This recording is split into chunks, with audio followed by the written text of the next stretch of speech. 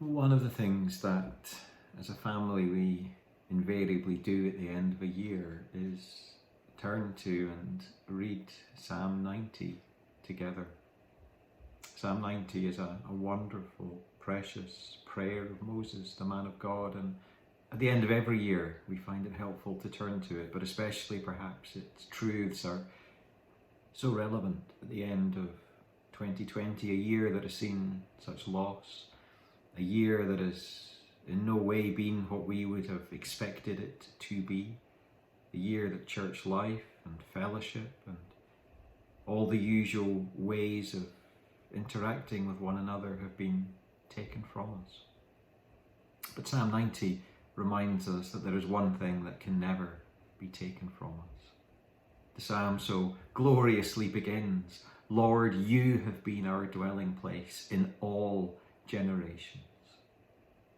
Moses, as he prays out this psalm, perhaps reflecting even on his own experience of loss when he left Egypt, of his 40 years following that in the wilderness, cut off from his own people, or of the 40 years he has had leading Israel with all the grumblings and complaints, and how that did not turn out as he would have wished or expected or hoped. Despite all that had gone on in his life, Moses says, "Lord, one thing I know, that you are my refuge.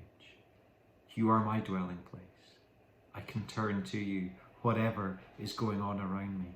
And Moses wasn't just holding on to that truth from himself. It was a corporate truth. You have been our dwelling place in all generations, all of God's people, in every age, whatever is going on round about them,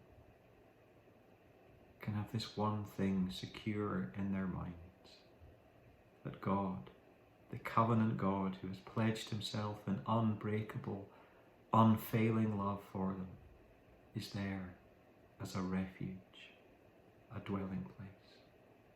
And my prayer is that at the end of a year that, as I said, has been so disconcerting, a year that's been so upside down, that we would close the year by taking God in a deeper, more meaningful way as our dwelling place, finding in him all the strength and encouragement that we need to go on. But perhaps also we should conclude with some of the prayers that Moses ends his psalm with, that we should make them ours at the end of 2020.